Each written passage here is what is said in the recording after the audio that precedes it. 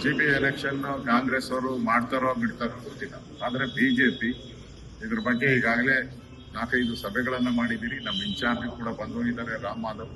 ಇವತ್ತು ನಾವು ಸಭೆ ಮಾಡಿದ್ದೀರಿ. ನಾವಂತೂ ಚುನಾವಣೆಗೆ ತಯಾರಾಗುವಂತ ಎಲ್ಲ 5ಕ್ಕೆ 5 ಗೆಲ್ಲಬೇಕು ಅನ್ನೋ ದೃಷ್ಟಿಯಲ್ಲಿ ಇಟ್ಕೊಂಡು ತಯಾರಿಗಳನ್ನ ನಾವು ಮಾಡ್ತಾ ಇದ್ದೀವಿ. ನಮ್ಮೆಲ್ಲ ಶಾಸಕರು ಮತ್ತೆ ಸೋತಿರುವಂತ MLAಗಳು, ನಮ್ಮ ಲೋಕಸಭಾ ಸದಸ್ಯರು ಪೂರ್ಣ ಮಟ್ಟದಲ್ಲಿ ಇದಕ್ಕೆ ಶ್ರಮ ಹಾಕಿ ಇದು ಸ್ಥಳೀಯವಾಗಿ ನಮ್ಮ ಲೀಡರ್ಗಳಿಗೆ ಗೆಲ್ಲುವಂತ ಚುನಾವಣೆ. ಇದು ಕಾರ್ಯಕರ್ತರಿಗೆ ಅವಕಾಶ ಕೊಡುವಂತ ಚುನಾವಣೆ. ಹೇಗೆ MLA MP ಗೆ ನಮ್ಮ ಕಾರ್ಯಕರ್ತರು ಕೆಲಸ ಮಾಡ್ತಾರೆ, ಅದೇ ರೀತಿ ನಾವು ಕಾರ್ಯಕರ್ತರ ಚುನಾವಣೆ ಬಂದಾಗ ಅವರ ಜೊತೆ ನಿಲ್ಬೇಕು, ಅವರ ಗೆಲುವಿಗೆ ನಾವೆಲ್ಲರೂ ಕೂಡ ಸಹಕಾರಿಯಾಗಿ ನಿಲ್ಬೇಕು, ಗೆದ್ದೇ ಗೆಲ್ಲಬೇಕು.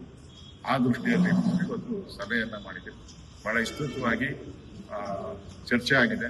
ಕಾಂಗ್ರೆಸ್ಸಿನ ಫೇಲ್ಯೂರ್ಸ್ ಏನಿದೆ, 3 ವರ್ಷದಲ್ಲಿ ಕಾಂಗ್ರೆಸ್ ಸರ್ಕಾರ ಬಂದಾಗ ಏನೇನು ಬೆಂಗಳೂರಿಗೆ ಅನ್ಯಾಯ ಮಾಡಿದ್ದಾರೆ, ದ್ರೋಹ ಬಗೆದಿದ್ದಾರೆ. ಕಳೆದ 3 ವರ್ಷದಲ್ಲಿ ಗಾರ್ಬೇಜ್ ಇರ್ಬೋದು, ಪಾಟೋಲ್ ಇರ್ಬೋದು, ಟ್ಯಾಕ್ಸ್ಗಳ ಏರಿಕೆ ಮಾಡಿರುವಂಥದ್ದು ಇರ್ಬೋದು, ಇವೆಲ್ಲವನ್ನ ಪಟ್ಟಿ ಮಾಡ್ತಾ ಇದ್ದೀರಿ. ಅದಕ್ಕೊಂದು ಸಮಿತಿಯನ್ನ ಮಾಡಿದ್ದೀರಿ. ಅದೇ ರೀತಿ ಮ್ಯಾನಿಫೆಸ್ಟೋ ಮಾಡುವಂಥದ್ದಕ್ಕೆ ಒಂದು ಸಮಿತಿಯನ್ನ ಮಾಡುವಂಥದ್ದಕ್ಕೆ ನಮ್ಮ ರಾಜ್ಯಾಧ್ಯಕ್ಷರಿಗೆ ನಾನು ಹೆಸರುಗಳನ್ನ ಇವತ್ತು ಮಾತಾಡ್ತೀನಿ. ರಾಜ್ಯಾಧ್ಯಕ್ಷರಿಗೆ ಆ ಹೆಸರುಗಳನ್ನ ರಾಜ್ಯಾಧ್ಯಕ್ಷರು ಅನೌನ್ಸ್ ಮಾಡುವಂಥದ್ದಕ್ಕೆ ಅವರಿಗೆ ನಾನು ವಿನಂತಿಯನ್ನ ನಾನು ಮಾಡೋದಕ್ಕೆ.